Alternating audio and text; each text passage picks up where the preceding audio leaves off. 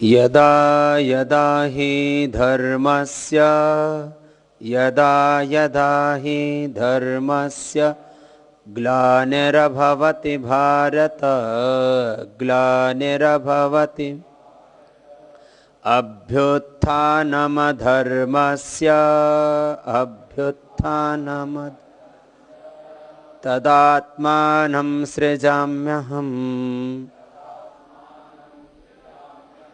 परित्राणाय साधूनां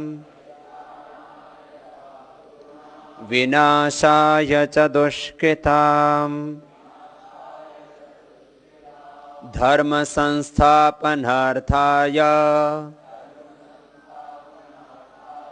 संभवामि युगे युगे। गीता के ये 2 श्लोक करोड़ों भारतीयों की जुबान पर हैं और आज भारतीय संस्कृति के शिखर महापुरुष हम भारतीयों के गौरव योगेश्वर भगवान श्री कृष्ण का जन्मदिन है और भारतवर्ष में पूरा देश जिन 2 दिनों बहुत ही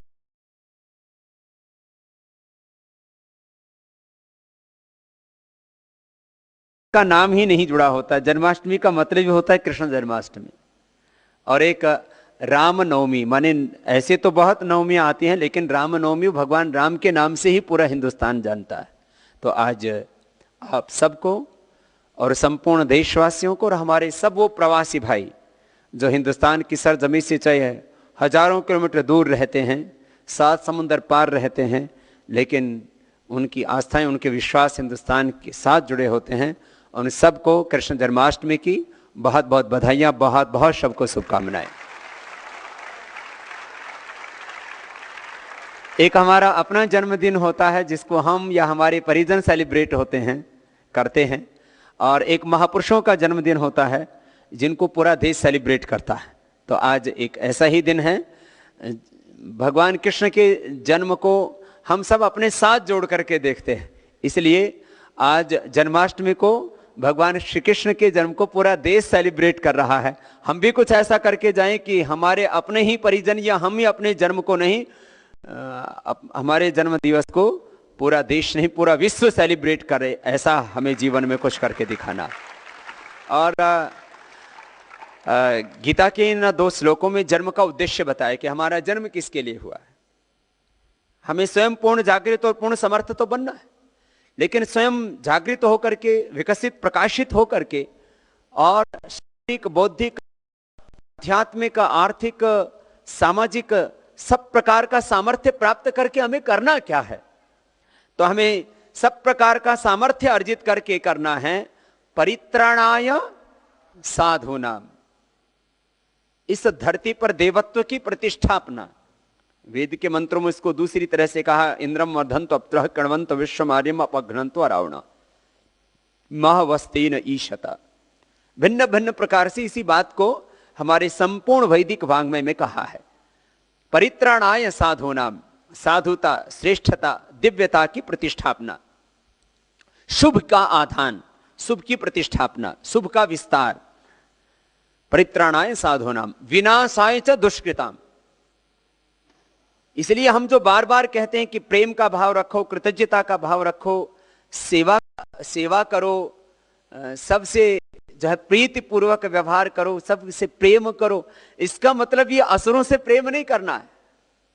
इसका मतलब असुरों की वृद्धि नहीं होने देनी है, असुरों का साम्राज्य बढ़ने नहीं देना है। ये जो भी जीवन में हमारे जो शुभ संकल्प हैं, शिव संकल्प हैं, वो दिव्यता की प्रतिष्ठापना के लिए, लेकिन साथ में न्यायपूर्ण हमें दृष्टिकोण अपनाते हुए न्यायपूर्ण हमें युद्ध भी करने पड़ेंगे। ये जीवन तो है ही देवासुर संग्राम, धर्म युद्ध है ही पूरा जीवन। इसलिए ये पूरा जीवन देवासुर संग्राम में अपने भीतर भी जो असुरता है उसके प्रति हमें कोई दया का भाव नहीं रखना है, उसके लिए करुणा का भाव नहीं रखना है, उसके लिए मैत्री का भाव नहीं रखना है। भीतर की असुरता हो या बाहर की असुरता हो, वो असुरता तो है ही, उसका तो नाश ही करना है। ये हमारे जीवन का व्रत होना चाहिए। परित्राणाय साधुनाम विनाशाय च दुष्कृतम। वो दुष्कृत्य चाहे हमारे भीतर पनप रहा है, वो दुष्ट वो अशुभ, चाहे वो बाहर है, उसका तो विनाश ही करना है। परित्राणाय साधुनाम विनाशाय च दुष्कृतम। धर्म संस्थापनार्थ है। धर्म माने सत्य, धर्म माने न्याय। धर्म एक बहुत बड़ा शब्द है। जो भी वैश्विक सत्य है, जो यूनिवर्सल ट्रुथ है, सत्य कहो उसको, धर्म कहो उसको, न्याय कहो उसको, जितने भी श्रेष्ठ शब्द हो सकते हैं वो धर्म के लिए प्रयोग किए जा सकते हैं, धर्म की प्रतिष्ठापना के लिए।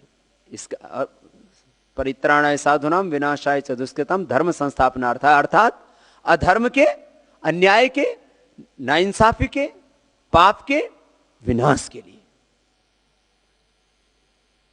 बिना पाप के विनाश के धर्म के, सत्य के, न्याय की प्रतिष्ठा हो ही नहीं सकती। तो धर्म संस्थापनार्थ है संभवामी युगे युगे। और आज ये केवल भगवान श्री कृष्ण के ही जन्म का उद्देश्य नहीं, हमारे भी जन्म का उद्देश्य है। तो इस समय क्या क्या अधर्म चल रहा है? माना कि पतन चारों तरफ हो रहा है, और वो व्यष्टि में भी है और समष्टि में भी है। व्यक्तियों में भी वो पतन हो रहा है, और क्योंकि व्यक्ति को इसलिए कहा जाता है कि नियंत्रक शक्ति व्यवहारिक रूप से, दृश्य रूप से, ऐसे तो भगवान सबकी नियंत्रक शक्ति है, लेकिन दृश्य रूप से, व्यवहारिक रूप से मनुष्य जो है वो नियंत्रक शक्ति के रूप में काम कर रहा है। और व्यक्ति के में भी पतन हो रहा है और समष्टि में भी, व्यवस्था में भी पतन हो रहा है। दो शब्दों में हम उसको कहें तो उसमें हमें शुभ का आधान करना है। तो भगवान श्री कृष्ण का जीवन उनके बाल्यकाल से लेकर के, गुरुकुल में संदीपनी मुनि के यहाँ उनके अध्ययन काल से लेकर के उनका पूरा यौवन, बुढ़ापा तो उनमें आया ही नहीं। मुझे आश्चर्य होता है हमारी संस्कृति के जो भी महानायक हैं, महापुरुष हैं, उनमें कोई बुढ़ा नहीं हुआ। भगवान योगेश्वर श्री कृष्ण बूढ़े हुए, मर्यादा पुरुषोत्तम श्याम बूढ़े हुए, भगवान शिव, हमारे यहां बुढ़ा फोटो ही नहीं मिलता उनका, कोई उनका इतिहास भी नहीं मिलता बुढ़ापे का। महर्षि दयानंद बुढ़े हुए, स्वामी विवेकानंद बुढ़े हुए, हमारे आदि शंकराचार्य जी बुढ़े हुए, चंद्रशेखर राजगुरु सुखदेव भगत सिंह बुढ़े हुए।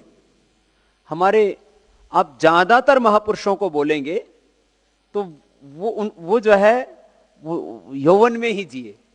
और जो है आप सब तो यहाँ पर जितने भी बैठे हुए हैं, आप तो युवा हैं, और आप याद रखना आपके आइकॉन आज की वो तथाकथित युवा नहीं हैं जिनका बौद्धिक रूप से पूरा विकास नहीं हुआ है, और जिनके भीतर भारत और भारतीयता का जो है कि उनके जीवन में आचरण नहीं है, वो हमारे आइकॉन नहीं हो सकते।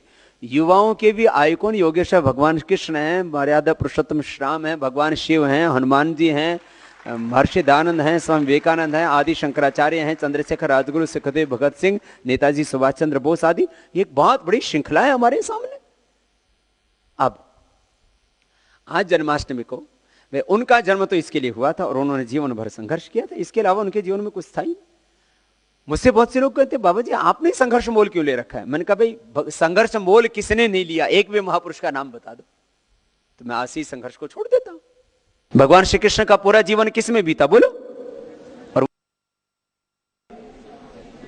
धर्म की प्रतिष्ठापना के लिए, धर्म राज्य की प्रतिष्ठापना के लिए, देवत्व की प्रतिष्ठापना के लिए। तो जब हमारे महापुरुषों ने, भगवान राम हो, भगवान कृष्ण हो, हनुमान जी हो, शिव जी हो, महर्षि दयानंद हो, स्वामी विवेकानंद हो, आदि शंकराचार्य हो, सब महापुरुषों को एक तरफ से हम देखते हैं, चंद्रशेखर राजगुरु सुखदेव भगत सिंह, महाराणा प्रताप, छत्रपति शिवाजी महाराज, नेताजी सुभाष चंद्र बोस, जितने भी हम महापुरुषों को देखते हैं, सबका जन्म किसके लिए हुआ? धर्म और देवत्व की शुभ की प्रतिष्ठापना के लिए।